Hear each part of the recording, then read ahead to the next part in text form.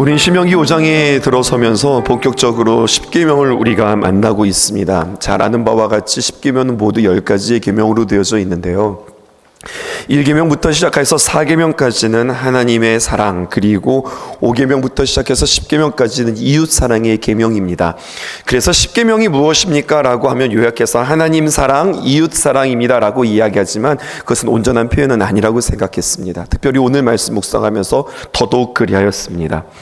이렇게 문장을 만들어야 더 옳습니다. 하나님 사랑이 가능할 때 이웃 사랑이 가능해지기 때문에 이렇게 표현해 보면 어떨까요? 하나님을 사랑함으로 이웃을 사랑하게 됩니다. 하나님을 사랑함으로 이웃을 사랑하라고 우리에게 말씀해 주시는 계명이 10계명입니다. 다시 말하여서 1계명부터 4계명 하나님 사랑 따로, 5계명부터 10계명까지 이웃 사랑이 따로따로가 아니라 앞에가 전제되어야 그래서 뒤에 말씀이 이루어지는 겁니다. 그래서 그런지 여러분들 10계명을 우리에게 말씀해 주실 때에 1계명부터 시작해서 10계명 가운데 1계명부터 4계명까지는 그 계명에 대한 구구절절한 설명이 있어요. 근데 여러분 오늘 보면은 인간, 다시 말하여서 사람에 대한, 이웃에 대한 사랑이 우리에게 계명이 말씀되어짐에 보면 거기에는 설명들이 없습니다. 계속해서 쭉 뭐라고 말씀하냐면 내 부모를 공경하라, 살인하지 말라, 간음하지 말라, 독살하지 말라, 내 이웃에 대하여 거짓 증거하지 말라, 내 이웃의 아내를 탐내지 말지니라 라고 하면서 이것에 대한 설명들이 없습니다.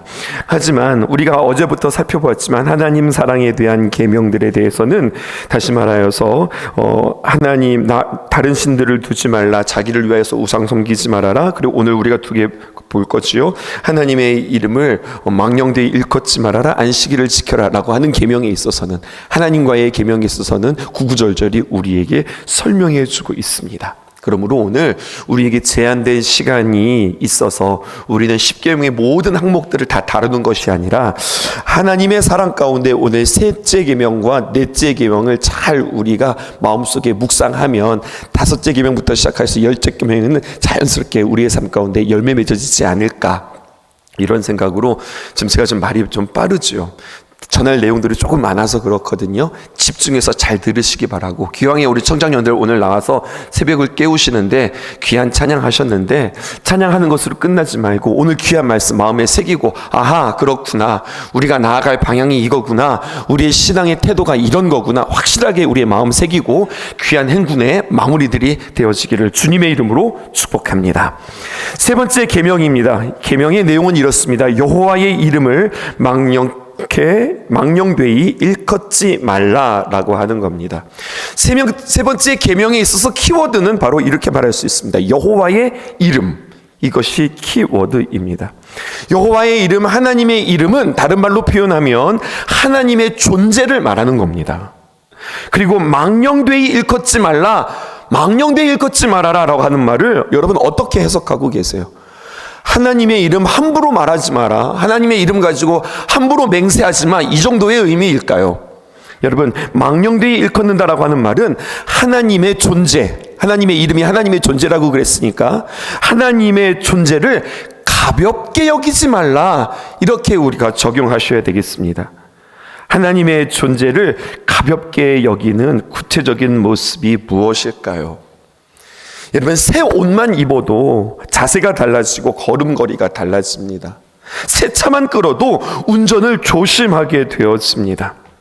내가 하나님의 귀한 은혜로, 여러분, 하나님의 형상을 덧입었다면, 하나님의 거룩한 세모포로 내가 덧입었다면, 그렇다면은요, 그 하나님께서 나를 새롭게 하셨으니 우리의 말, 우리의 행동, 또 우리의 표현, 이것은 격이 달라져야 할 것입니다.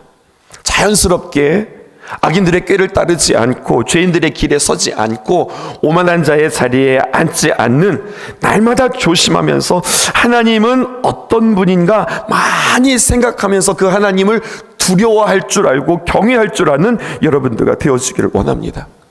하나님을 생각하면 생각할수록, 아 그렇구나, 하나님은 기묘라, 모사라, 전능하신 하나님이라, 기묘라, 원더풀, 모사라, 카운셀러, 전능하신 하나님이라, Almighty God, 하나님이 정말 이런 분이구나. 와, 놀랍다. 와, 대단하다. 이런 하나님을 우리의 삶 가운데서 경험하게 되어질 거예요. 하나님의 계명, 하나님의 말씀은 내가 결단하고 내가 마음 먹고 내가 애써서 되는 것이 아니라, 여러분, 하나님께서 우리를 온전하게 하셔서 그 말씀을 온전하게 지키도록 하신다는 겁니다. 하나님을 온전히 인정하는 것, 하나님을 경외하는 것, 여러분, 이것이 하나님 앞에 얼마나 복인가를 경험할 수 있기를 주님의 이름으로 축복합니다. 우리 청장년들 특별히 하나님 앞에 지혜로운 사람들 되어지기 원해요. 특별히 우리의 자녀들이 하나님 앞에서 지혜로운 자녀 되게 해달라고 기도할 수 있기를 주님의 이름으로 축복해요. 청장년 뿐이겠습니까?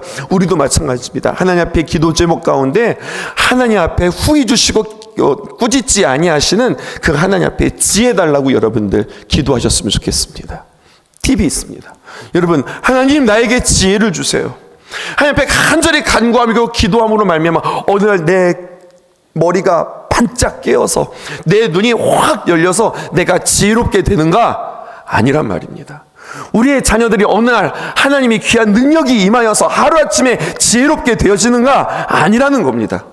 누가 지혜롭습니까? 성경이 우리에게 이야기하고 있습니다. 시편 111편 10절 상반절에 보면 여호와를 경외하는 것이 지혜의 근본이니라. 아멘이십니까? 그러니까 부모들의 사명이 있어요. 그건 무엇이냐면 아이들로 하여금 하나님을 두려워할 줄 아는 마음을 가르치는 거예요. 여러분, 이 말씀은 시편에서, 잠언에서, 심지어는 욥기에서 계속해서 반복되어지는 표현입니다. 잠언 9장 10절을 볼까요? 여호와를 경외하는 것이 지혜의 근본이요. 아멘이세요?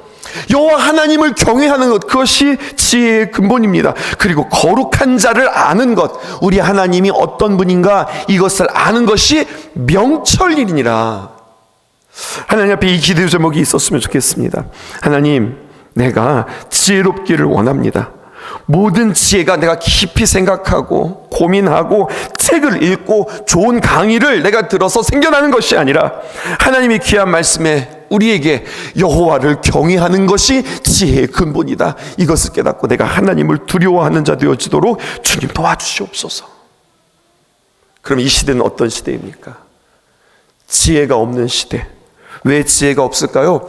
하나님을 경외하는 사람들 많아지기 때문에 그렇습니다. 하나님을 경외하지 않는 사람들이 많아지기 때문에, 또 하나님을 부인하는 시대이기 때문에 우리가 하나님을 알 수 있을까요? 아니요, 우리가 하나님을 알 수 없습니다. 우리가 어떻게 하나님을 알 수 있을까요? 하나님을 알 수 없습니다. 근데 우리가 어떻게 하나님을 알까요? 하나님이 가르쳐 주실 때 비로소 우리가 하나님을 알 수 있는 겁니다. 그러므로 여러분, 여호와의 이름을 망령되이 일컫지 말아라. 하나님의 이름 함부로 말하지 마. 이런 것이 아니라 하나님을 두려워할 줄 아는 마음, 하나님을 경외하는 마음이 우리 안에 다시 한번 새겨질 수 있기를 주님의 이름으로 축복합니다. 그러므로 세 번째 계명의 키워드는 바로 여호와의 이름이라 하겠습니다. 하나님의 이름입니다. 14절부터 시작하여서 일곱째 날, 우리 한번 읽어보십시다. 일곱째 날은 내 하나님 여호와의 안식일인즉 너나 내 아들이나 내 딸이나 내 남종이나 내 여종이나 내 소나 내 낙이나 내 모든 가축이나 내 문 안에 유하는 객이라도 아무 일도 하지 못하게 하고 내 남종이나 내 여종이나 너같이 안식하게 할지니라. 안식일 계명도 꽤 길지요. 여러분, 이것을 우리에게 말씀하시는 하나님의 마음은 무엇일까요? 키워드부터 우리가 함께 보실까요? 그것은 여호와의 안식일입니다. 안식하리라, 안식하게 할지니라, 이렇게 말씀하고 있죠. 여러분, 안식한다고 하는 말은 무슨 말일까요? 쉰다는 말입니다. 왜 주님께서 우리로 하여금 쉬라고 이야기했을까요? 일주일의 앞의 시간들을 너희들 열심히 살았으니까, 수고하고 애썼으니까 쉬는 날이다, 충전하는 날이다. 그래서 다시 한번 다음 날들을 우리가 잘 활력 있게 살아갈 수 있는 그렇게 충전의 날이다라고 하는 의미일까요? 여러분, 쉰다라고 하는 것은 여러분 구체적인 사례로 길게 언급하면서 일을 하지 않음을 말한다고 오늘 성경이 우리에게 그렇게 이야기하고 있어요. 일하지 말라 굉장히 강조하고 있죠. 왜 일하지 말라고 할까요? 오늘 이 이야기 아주 깊이 한번 생각해 볼게요. 일하지 말아라. 그것은 어떤 뜻이냐면요, 손댈 것이 없다는 이야기입니다. 잘 따라오셔야 됩니다. 일하지 말아라 라고 하는 것은 손댈 것이 없다. 왜 손댈 것이 없을까요? 왜 손댈 일이 없을까요? 이유가 있습니다. 하나님께서 만들어 놓은 것이 완벽해서, 하나님께서 만들어 놓은 것이 흠잡을 것이 없어서 그렇다는 겁니다. 하나님이 창조하신 이 피조물들이 여러분 완벽하다고 하는 것을 우리에게 지금 상징하고 있어요. 안식일의 정신은, 그래서 우리가 안식일을 거룩하게 지켜라라면 계명에는 언제나 정신이 중요하다고 그랬죠. 이 안식일의 정신은 바로 무엇이냐? 완벽하게, 조금도 흠이 없이 만들었다라고 하는 거예요. 하나님이 세상을 완벽하게 만드셨다. 하나님께서 나를 완벽하게 만드셨다. 그러니까 우리에게는요, 무엇이 필요해요? 이런 믿음이 필요되는 거예요. 나의 믿음, 나는요 부족함이 없고 그리고 온전한 삶일 수밖에 없다. 이 믿음이 있으셔야 돼요. 잘 따라오셔야 됩니다. 오늘 깊이 들으셔야 돼요. 근데 여러분, 정말 그렇습니까? 내가 정말로 완벽합니까? 나의 삶이 그러합니까? 나의 삶이 부족함이 없고 온전한 삶입니까? 그렇지 않단 말이에요. 그래서 여러분, 매 주일 우리는 예배를 통하여서 나를 점검하는 것을 통하여서 예배는 반드시 완벽한 나의 모습을 다시 한번 회복하는, 그렇게 온전함으로 우리가 주님 앞에 나아가는, 치유되어지는 시간들이 바로 주일이고 우리가 주님 앞에 안식의 날이라고 하는 겁니다. 여러분, 우리 신성교회에는 7가지의 핵심 키워드, 가치가 있습니다. 그것은 바로 무엇이냐? 예배, 고백, 묵상을 통하여 변화, 그리고 섬김과 양육을 통하여 하나님의 가족, 이 7가지의 핵심 가치들을 우리는 아주 중요하게 여기고, 이 말씀과 이 단어들을 굉장히 우리의 삶 가운데 구체적으로 녹여내기 시작하는데요. 여러분, 우리에게 있어서 예배는 무엇인가? 지금 우리가 안식일을 거룩하게 지킨다라고 하는 말과 연관시켜서, 예배는 반드시 내가 예배를 잘 드렸다라고 하는 것은 그냥 내가 이 시간에 와서 이 시간을 잘 지켰어, 이것이 아니라, 예배는 반드시 무엇으로 열매 맺어져야 되냐면 고백으로 열매 맺어져야 돼요. 하나님, 예배를 통해서 이 고백이 있어야 됩니다. 내가 이러이러한 삶을 살았습니다. 주의 고백이 있어야 돼요. 이러한 나의 삶에 예수님은 나에게 구원자이십니다. 예수님은 나의 생명이십니다. 예수님만이 나를 건지시는 이십니다. 예배를 통해서 예수님을 고백하셔야 돼요. 더 나아가, 그러므로 이제 나는 세상에 나아가 이러한 삶을 살겠습니다. 다시 한번 결단의 고백이 있으셔야 돼요. 그러니까 내가 진정한 예배자가 되었나? 우리는 주님 앞에 진정한 예배자가 되어지기를 소원합니다 라고 하면은, 예배 드린 것으로 내가 졸지 않고 내가 예배 시간 잘 드렸어, 이것이 아니라 내가 예배를 드렸다, 내가 고백할 수 있어야 돼요. 어떤 고백이요? 나의 죄의 고백, 예수님에 대한 고백, 그리고 앞으로 나는 삶으로 이렇게 살아가겠습니다 라고 하는 귀한 고백이요. 하나님이 나를 창조하셨고 나를 만들어 주셨어요. 그리고 하나님께서는 뭐라고 말씀하셨습니까? 특별히 사람을 만드시고 주님께서 창조하시고서, 우리 이거 뭔가 좀 부족한데, 뭔가 아쉬운데, 이게 아니라 좋다, 보기 좋다, 보기에 심이 좋다, 이렇게 하나님께서 토브, 참 좋다, 이렇게 이야기하셨거든요. 좋은 이유는 무엇입니까? 결점이 없는 거예요. 완벽하게 하나님께서 우리를 지으셨기 때문에 참 좋다, 이렇게 말씀하시는 거예요. 그리고 그 완성도에는 무엇이 있느냐? 하나님께서 나를 창조하시고 나를 만드시면은 나에게 생명 주셨고, 또 생명뿐만 아니라 인격을 주셨고, 또 하나님과 함께 소통할 수 있는 영도 우리에게 주셨고, 우리에게 자유를 주셨고, 또 우리에게 사랑을 주셨습니다. 그렇게 하나님께서 우리를 만드셨어요. 그리고 하나님께서 우리로 하여금 예배하기를 기대하고 계세요. 하나님께서 우리에게 이렇게 만드시고 우리에게 찬양받기 원하시고, 하나님께서 우리로 하여금 사랑받기를 원하시죠. 이 부분을 생각해 봤어요. 옛날의 왕들 말입니다. 천상 천하 유아 독존, 하늘 위에 하늘 아래 유일하게 나보다 더 존귀하고 높은 자가 없다. 왕 아닙니까? 왕 얼마나 좋을까요? 자기가 하고 싶은 대로 다 하는 거예요. 가고 싶으면 가고 수 있고, 먹고 싶으면 먹을 수 있고, 쉬고 싶으면 쉴 수 있고, 갖고 싶으면 갖고 수 있고, 자기 마음대로 할 수 있는 것이 왕이라 한다면, 물론 다 그렇게 할 수는 없었지만, 그래도 내 의도대로 내 마음대로 하고 싶다면, 여러분 이런 거예요. 착각하는 거예요. 뭐 또 착각하느냐? 심지어는 사랑도 내 마음대로 할 수 있다고 생각하는 거죠. 왕이니까 말입니다. 상상력을 동원해 보실까요? 왕이 어느 날 행차를 하고 있는데 쭉 행차를 하는데 저기 아리따운 여인이 하나 있는 거예요. 저 처자가 누구냐? 네, 아무개 딸 규스집 누구랍니다. 그래? 오라 해라.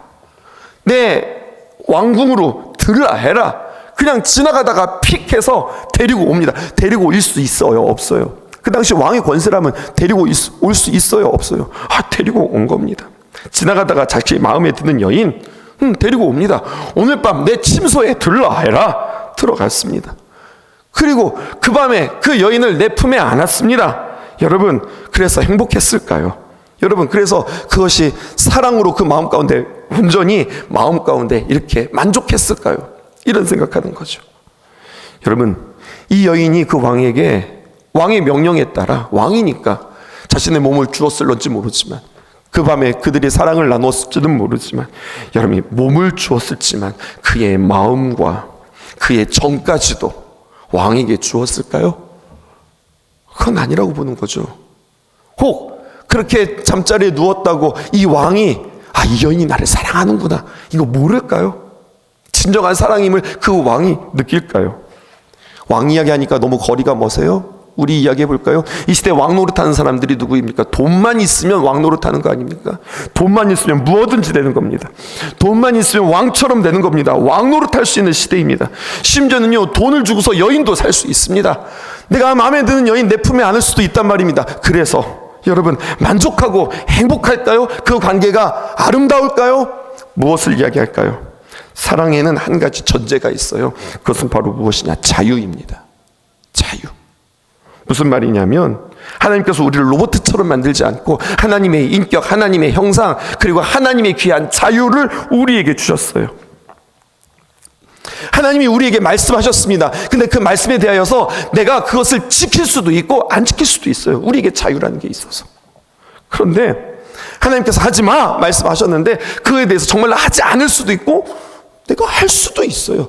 우리 안에 뭐가 있으니까? 자유가 있으니까. 근데 하나님께서 얼마나 기쁘실까요? 하지 마! 그랬더니 그 하나님을 경외함으로, 하나님을 두려워함으로 정말로 하나님의 그 말씀대로 하지 않는 거예요.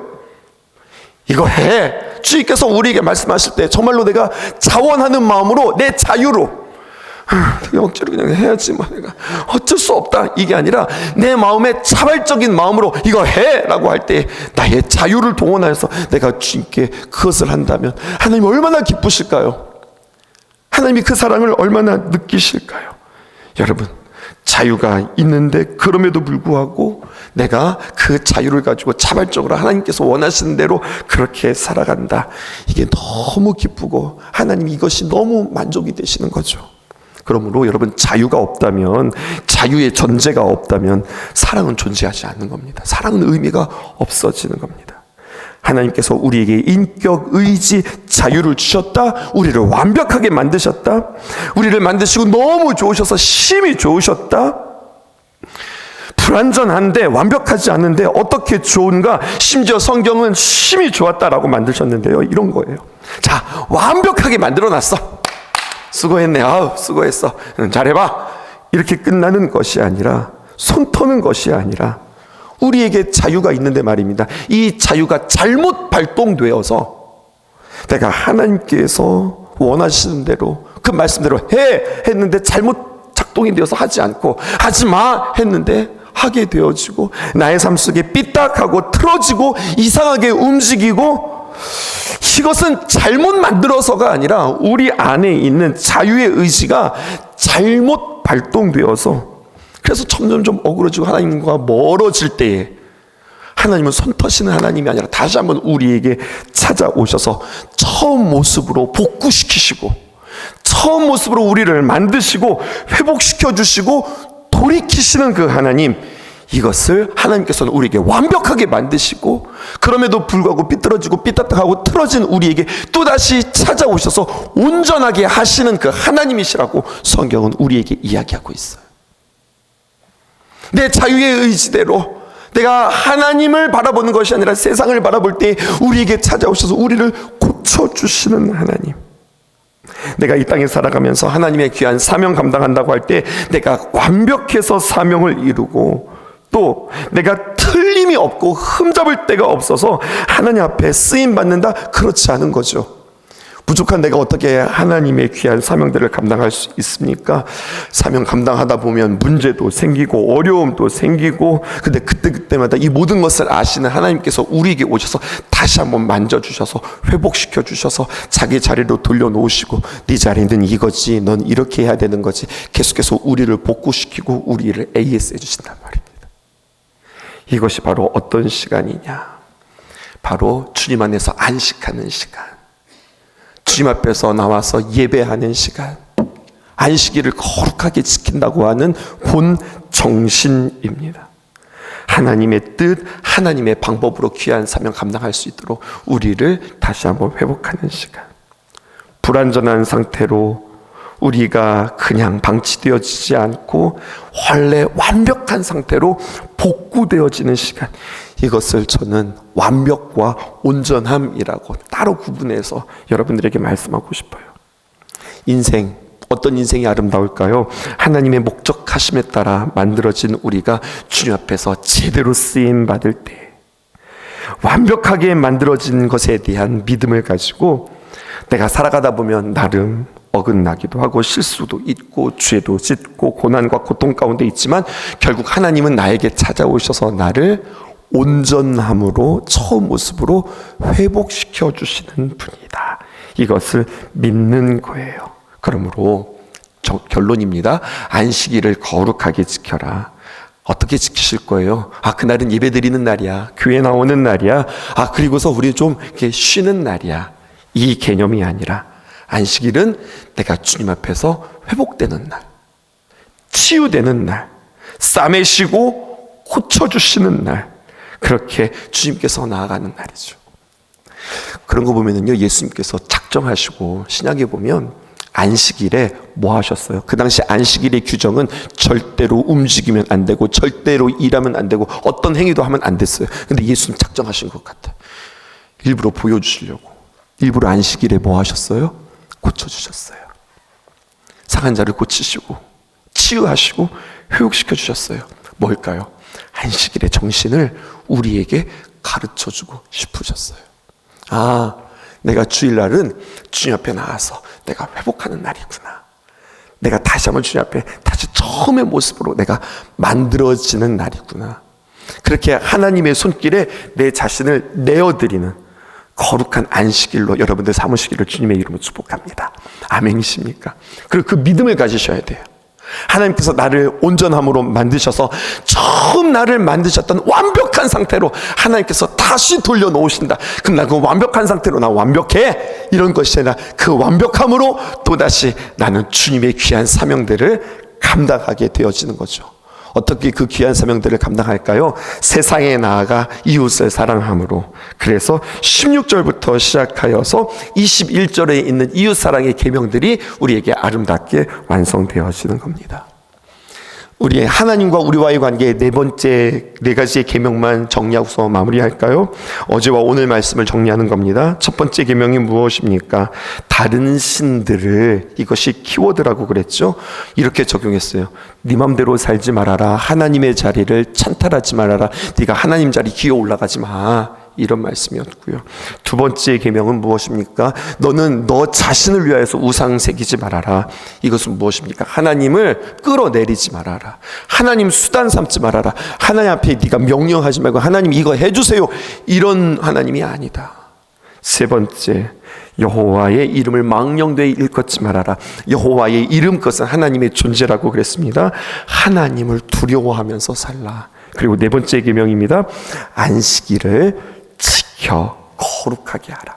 그러니까요, 오늘 이 말씀을 보게 되어지면 저한테 2분만 더 주세요.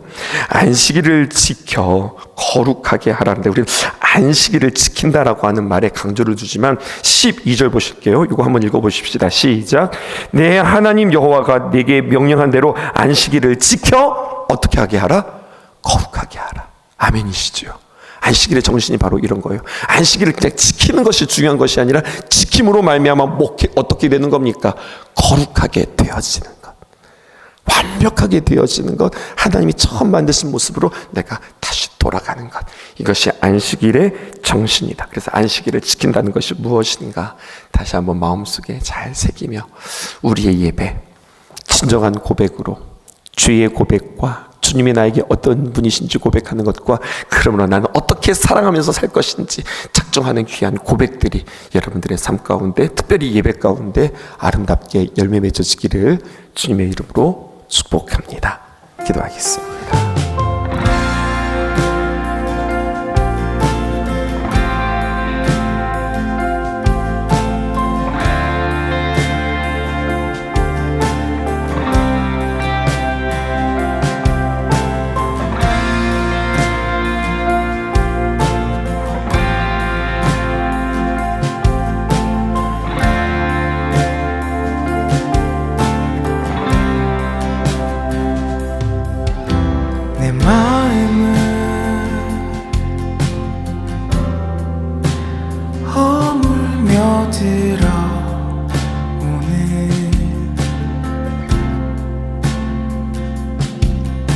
부드러운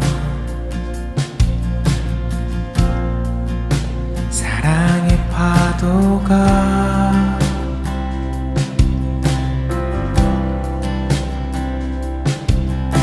밀려들어 굳은 마음 감싸고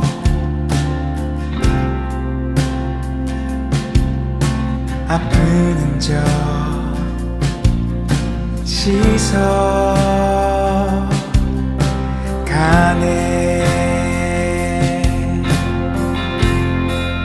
아버지 사랑 그 부드러움이 우릴 감싸나 쉬게 하네. 아버지 사랑 부드러움이 우릴 감싸나 일으키네.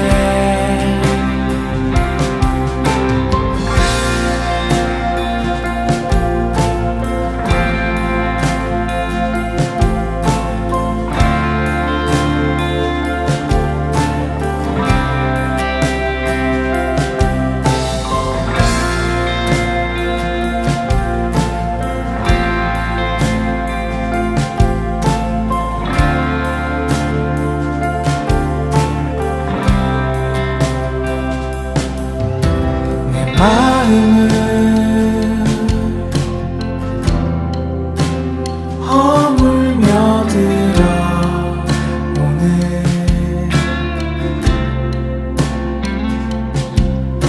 부드러운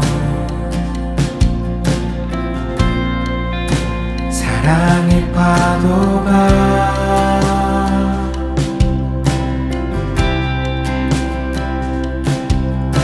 밀려들어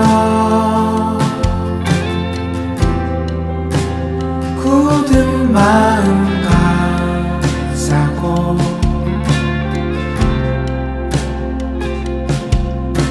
아픈 흔적 씻어가네.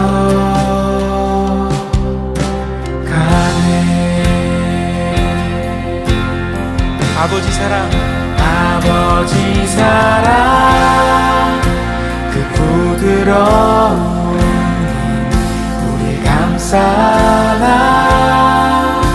쉬게 하네. 아버지 사랑 그 부드러움이 우릴 감싸나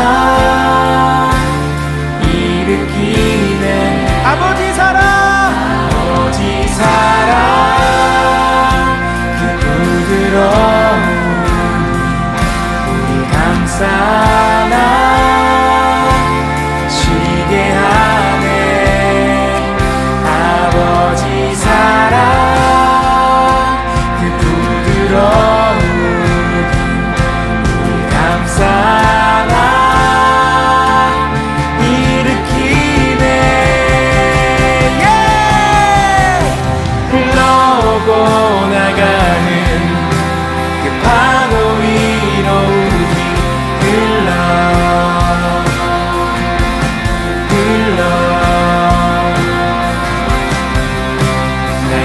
감싸고 흐르는 그 사랑 위로 우리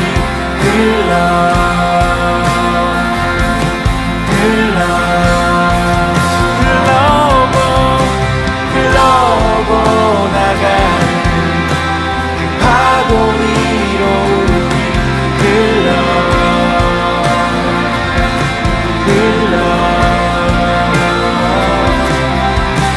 날 감싸고 흐르는 그 사랑 위로 우리 아멘. 아버지 사랑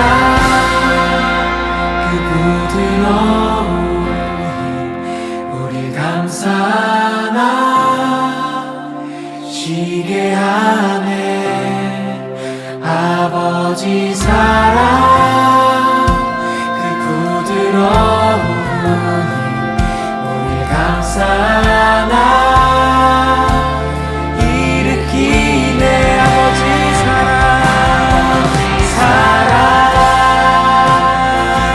그 부드러움이 우리 감싸나